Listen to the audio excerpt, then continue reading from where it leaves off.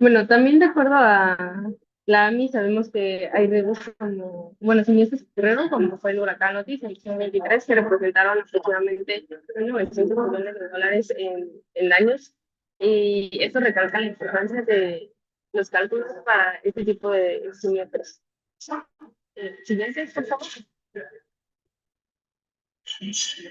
Dentro de las características de nuestro seguro, tenemos que tuvo la cobertura contra eventos como granizo, huracanes o inundaciones. También dentro de la cobertura es desde 50,000 hasta 1,5 millones de pesos. Y la vigencia, tenemos las vigencias de 2 años y una segmentación en la cual dividimos la cartera um, por uso del inmueble como agrícola o industrial y de acuerdo a la zona geográfica. Ahora, adentrándonos un poco más en materia técnica, utilizamos modelos lineales generalizados bajo supuestos intocápticos.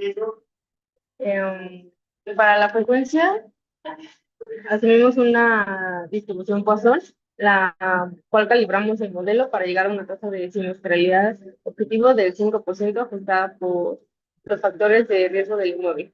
Y para la parte de la severidad utilizamos una distribución gamma.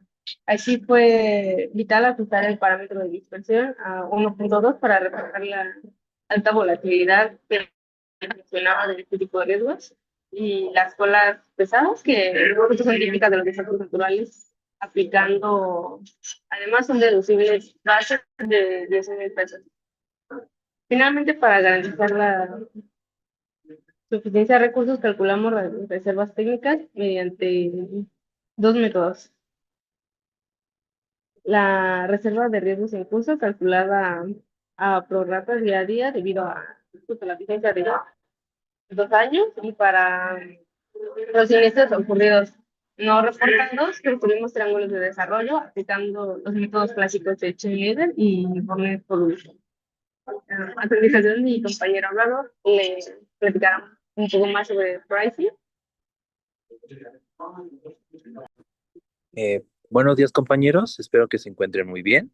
Y bueno, nosotros para hacer ahora sí nuestro modelo de riesgo usamos el GML, de la cual, bueno, las variables que consideramos para hacer nuestro modelo es variables de tarifación, suma asegurada, zona de riesgo, ya sea baja, moderada, alta o muy alta, uso, ya sea residencial, comercial, agrícola e industrial. Y bueno, los supuestos que hicimos para obtener la prima es que en frecuencia consideramos que cada variable aleatoria tuviera una distribución Poisson, de la cual cuando se hace el modelo GLM, se hace un logaritmo, de la cual sucede también el mismo caso para severidad, pero en este caso usamos la distribución gamma. Y a partir de esas dos obtendremos el precio estimado de, de nuestra prima. Y a continuación mostraré unos resultados breves y concisos que tuvimos a partir de la programación. Y bueno, en frecuencia podemos observar que eh, los valores negativos que se muestran que en las zonas agrícola y ya sea alta o baja, no tienen, son menos, puede decirse que hay menos siniestros. Bueno, frecuencia más bien, pero. Y en la parte ya sea comercial o industrial, tienen menos frecuencia. Y siguiente, por favor. Ah, ah, ah,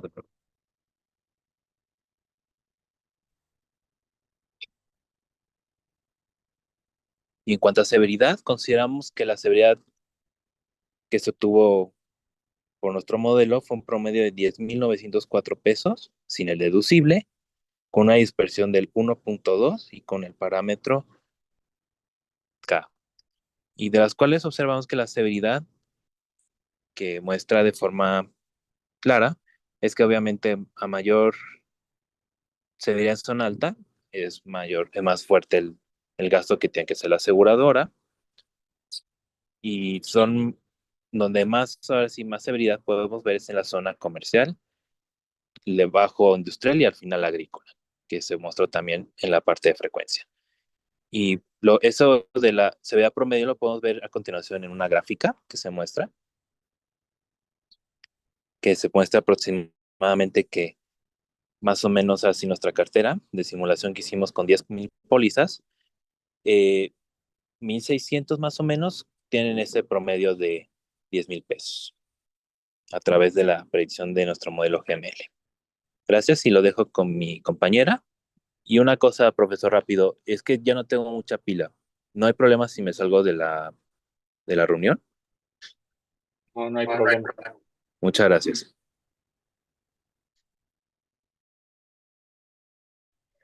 Ok. Bueno, vamos a retomar algunas cuestiones que comentó mi compañero. Primero, se consideraron para la simulación lo que son 10.000 pólizas. Como variables de riesgo consideramos el uso de inmueble, la zona geográfica y la suma asegurada.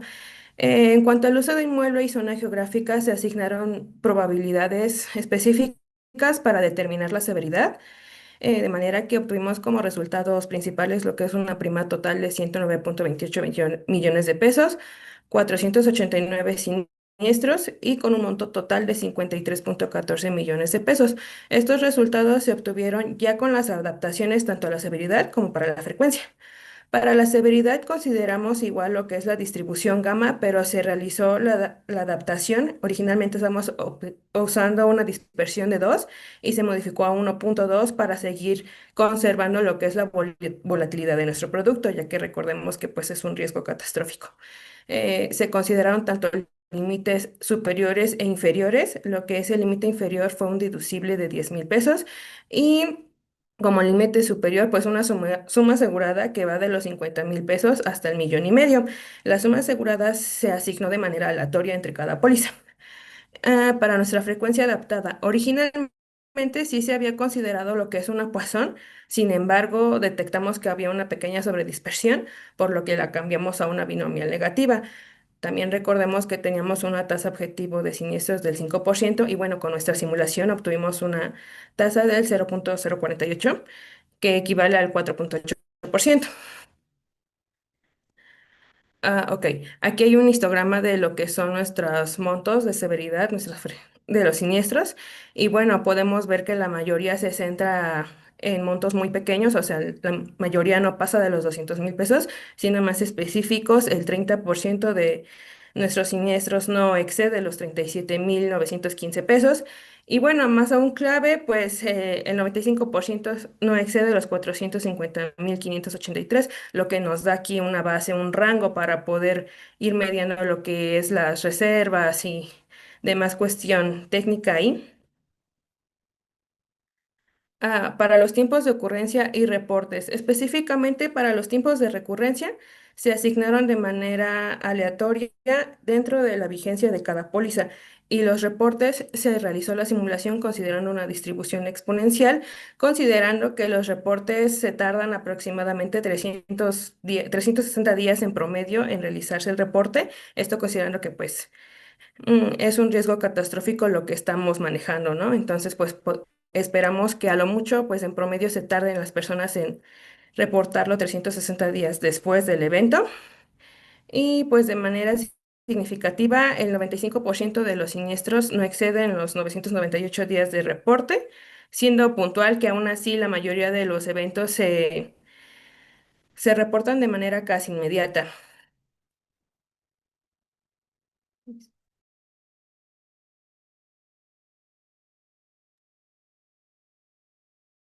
Pues buenos días compañeros, yo les voy a hablar acerca del triángulo de desarrollo que tenemos justamente aquí a la izquierda.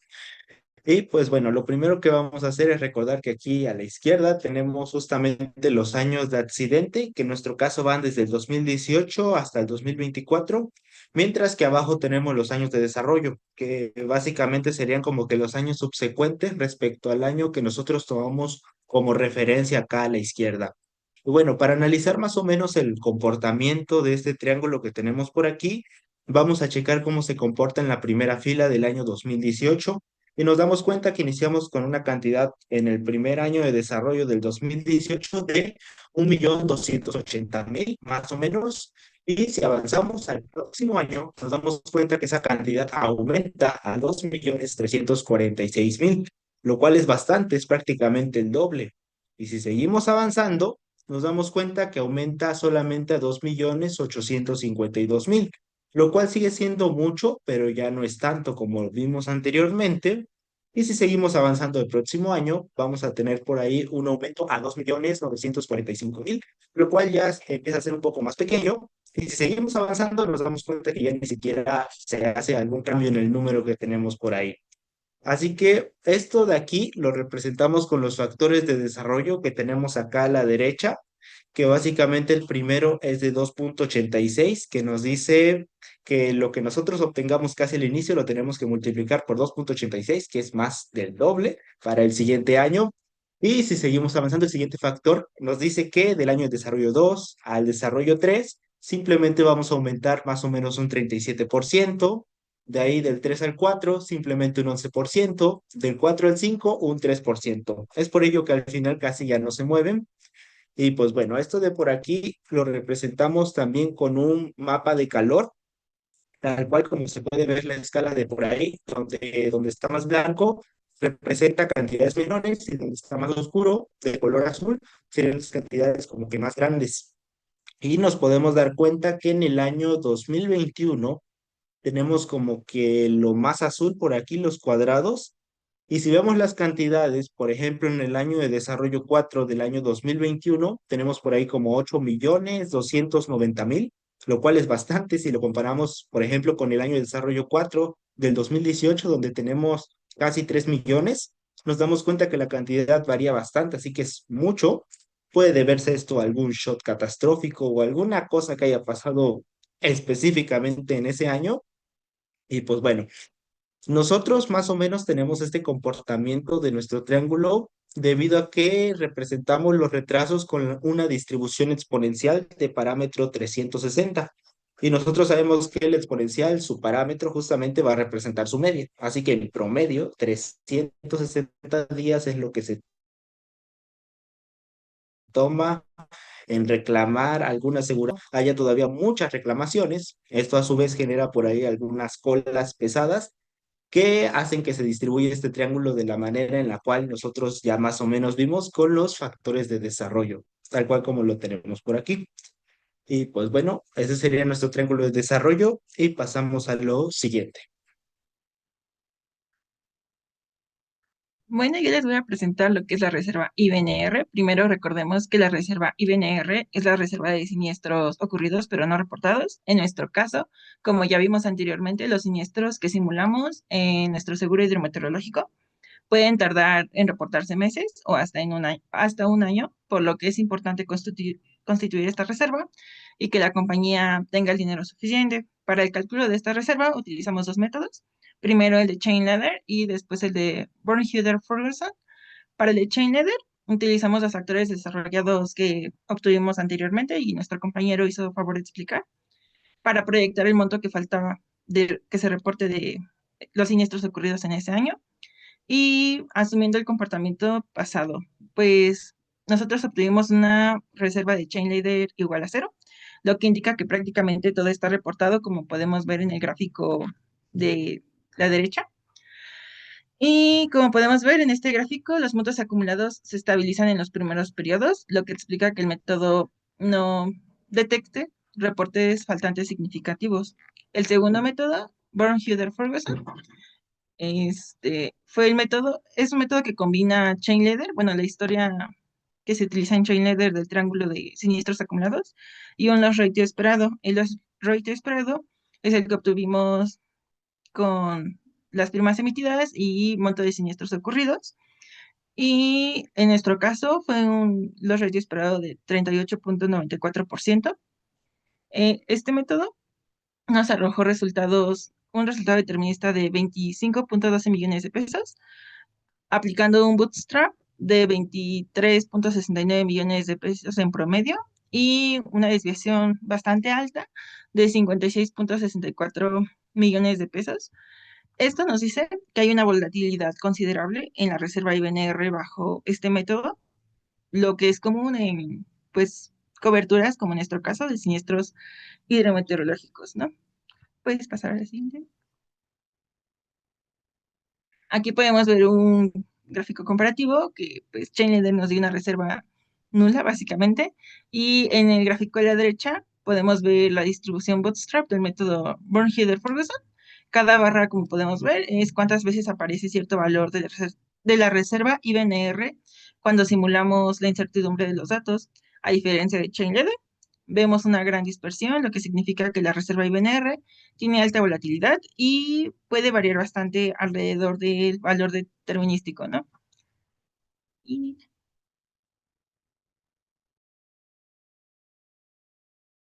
¿Qué tal? Buenos días. No sé si me pueden confirmar si me escuchan. Ah, perfecto.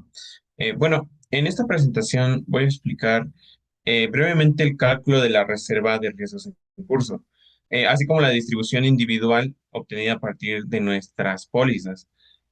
El objetivo principal del análisis es estimar para cada una de las pólizas cuál parte de la prima que corresponde al periodo de riesgo que todavía no ha transcurrido al límite, que en este caso es el 31 de diciembre del 24.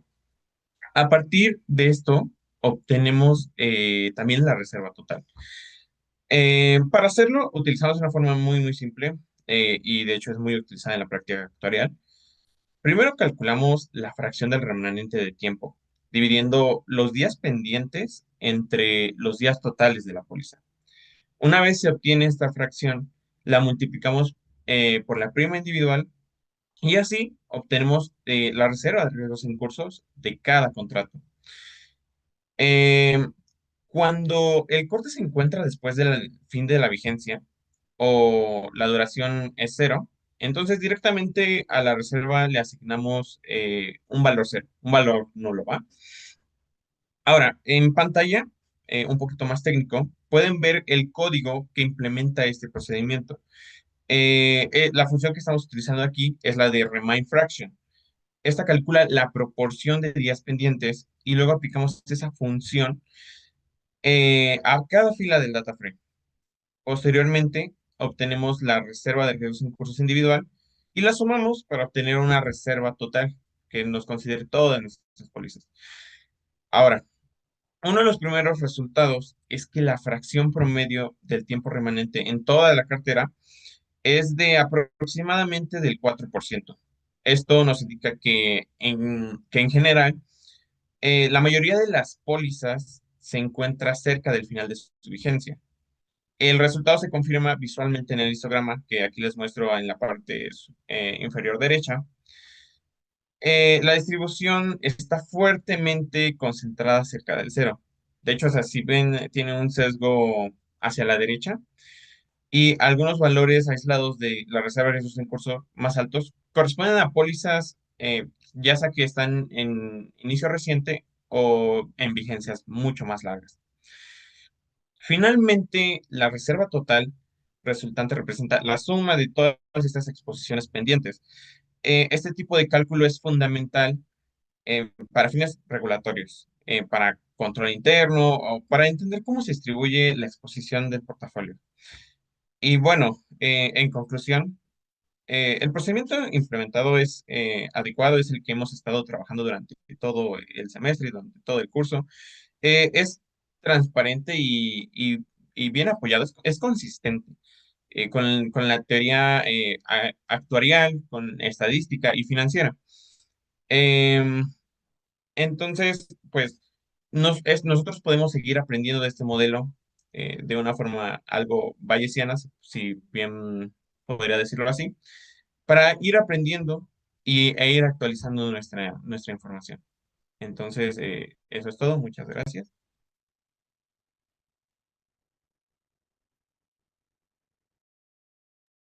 Vale, muchas gracias.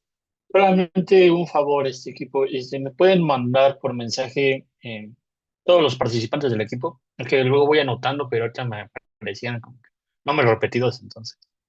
Prefiero que me manden quienes estuvieron, por favor, nada más para Claro que anotarlos. sí. Gracias por tu. Eh, Siguiente equipo, todavía creo que alcanzamos un equipo más. Último equipo. ¿Quién quiere presentar hoy?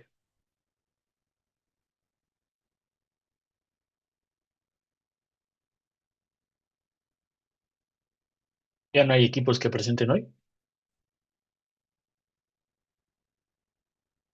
al equipo 4, equipo 7, equipo 1, ¿no? Equipo 15. Sí, nosotros presentamos hoy, pero la verdad sí está un poquito larguito. Entonces yo creo que sí nos llevamos como una media hora.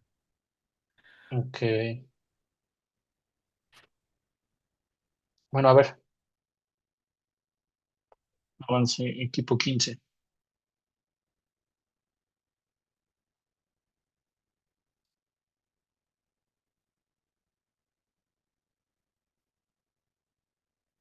¿Sí nos da tiempo? Sí,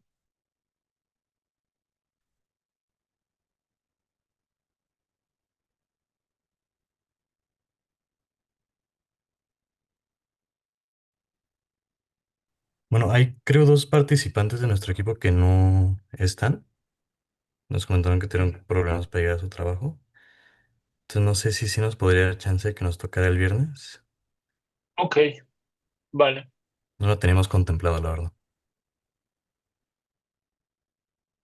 Vale, perfecto. Entonces nos vemos el viernes. Es equipo 15 y equipo 1 no está. Ya se fue. Equipo 15 sí lo muevo el viernes. El equipo 1 no sé qué pasó. Bueno, cualquier duda ahí por mensaje. Eh, vale, muchas gracias. Tengan un excelente día. Nos vemos mañana. Gracias, profe. Hasta luego.